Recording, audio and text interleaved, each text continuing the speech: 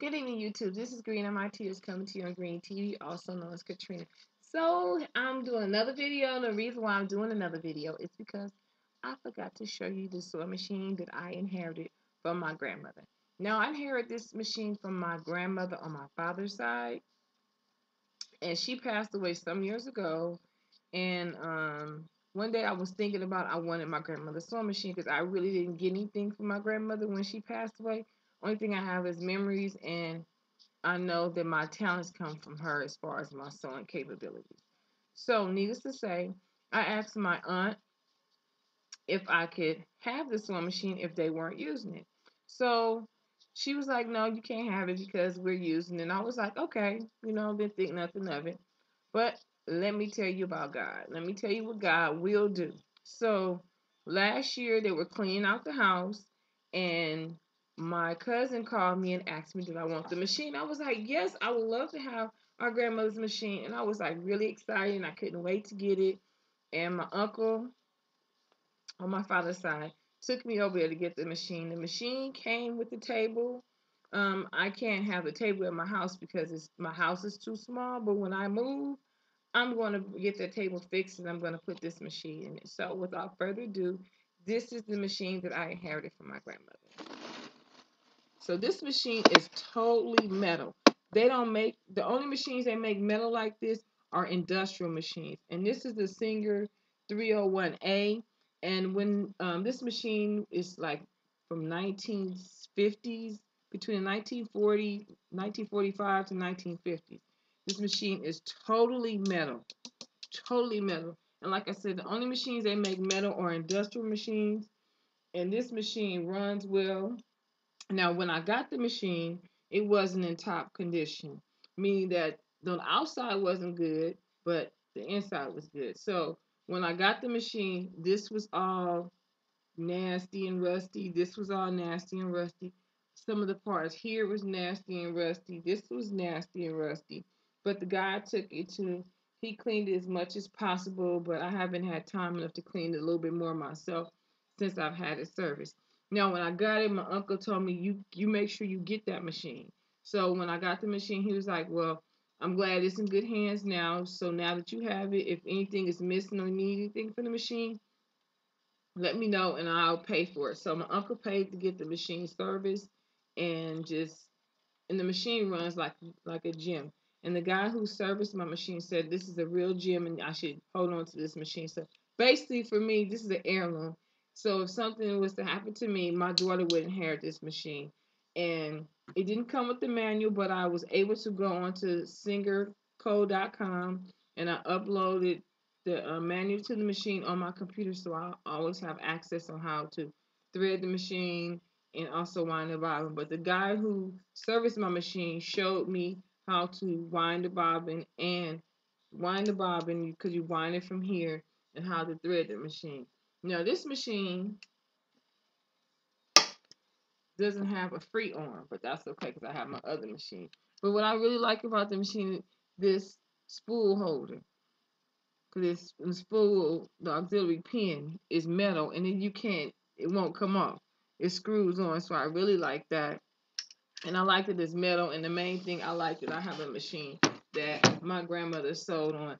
I don't have too many things that she sewed on this machine for me, but I do have one thing. She made my daughter a baby quilt, and yeah. So what I've been sewing on the machine when I do sew is I'm in the process of making a Martin quilt. So with that, when I started making that Martin quilt, this is the machine I started on, so I wanted to start using the machine just to sew, something. So when I get through with the Martin quilt, I'm not going to be able to do the quilting as far as how they put the pattern on it. I'm going to pay for somebody to do that, but I'm really happy that I have this machine now. So if you want to know how many machines I have a total of 5 sewing machines. So the first machine I ever bought myself was a Husqvarna Viking HuskyStar 219, and that's the very first machine I bought.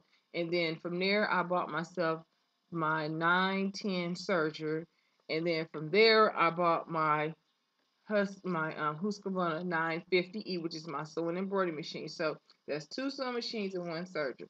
So um, I two sewing machines, one serger. So those are two machines that I bought myself. The sewing machine, the sewing embroidery machine, the sewing machine, the serger, and the sewing embroidery. So from there, I bought the Singer 6105 at the thrift store. Then I found the 6136 at my job, and then I inherited my grandmother's sewing machine. So that's five sewing machines that I currently have. So I bought my very first serger myself, which is a digital real good machine. Then last year, or year before last, 2012, I was on Craigslist and I wanted a machine that does a cover stitch, a chain stitch, and 5 thread. So this machine that I got, I thought it had that, but it didn't. But it's okay because I can do the chain stitch and the 5 thread. I can't do a cover stitch. So the machine that I was working in biking. One of the guests, one of the customers, she came in one day and needed help threading the machine. And luckily for her, I knew how to thread that machine because I have the 910. So I showed her how to thread the machine. She said she really didn't like it because it's too hard to use. So I told her, well, if you ever want to sell it, here's my number, call me. So before the store closed last year or year before last, I bought the machine.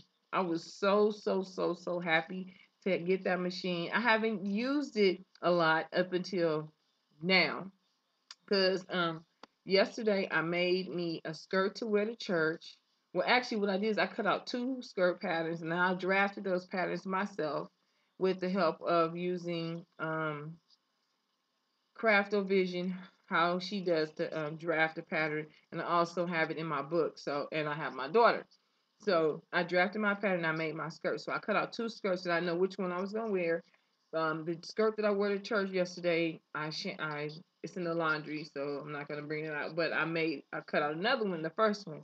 So needless to say, I use my serger, the 936 serger that can do everything.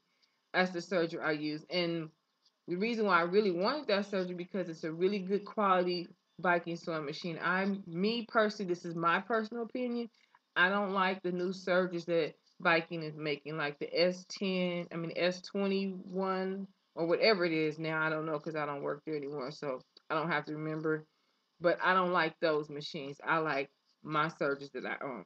And what I mean about the cover stitch, this is what the cover stitch looks like. Let me see if I can on my t-shirt. So see how that look? The stitch? That's the stitch that the chain stitch, it does this chain stitch here. Okay. So that's what my machine does. But needless to say, I used my sewing machine, my serger yesterday, and my sewing machine. So this is the skirt that I made myself yesterday. And this is some fabric that I got from a thrift store. A yard sale, I think. I'm not sure. But I serged it. This is the facing on it, the skirt facing, and see how professional, and it even has a pleat in the back.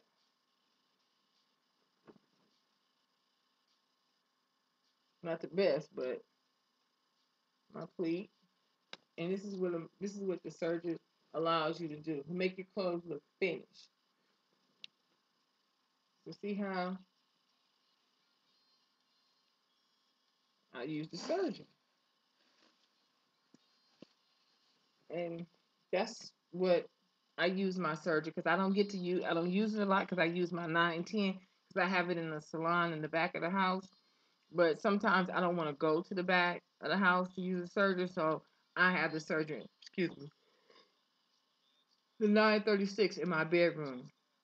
And I also have the 1100, the 1100L sitting over in the living room because I don't have nowhere to sit them up. So when I move, I'm going to be setting up my machines, and I cannot wait to do that. So that's basically, I have five sewing machines and, well, 4 sewing machines and 1 sewing and embroidery machine. I have 3 sergers. One is a 5 thread, and the one is just a basic 4 thread that can do everything a 4 thread is supposed to do. Then I have then that's the 910. Now the 1100L, that's the one that can do the chain, the covers, this the gosh, you can do 5 thread and the chain stitch. Now the 936 can do the chain stitch, the cover stitch, the 5 thread, everything. With those 3 machines, I can make lingerie, I can make underwear, and it's good for sewing, not just knits. That's what people think about when they talk about sergers. It's not just for knit. It's for finishing clothes, so they won't look like, for example, this. I didn't serge this part right here, so that your clothes won't be looking like this. Because some people use the pinking shears, which is the zigzag. You can use that to finish edges. But what I could have did is I could have put some binding on it, but I didn't. But no one's gonna be looking inside my clothes but me. But I like for my clothes to look finished. But I'm just really happy to say that I have my grandmother's sewing machine and I get to use it whenever I want to. And when I get a chance, matter of fact, I'm going to go to the thrift store and see if I can find a small suitcase that can fit this sewing machine in. And I really like that because it'll be nice and clean. So that's it for tonight. If you have any questions about any sewing questions, I can answer it. And that to my ability.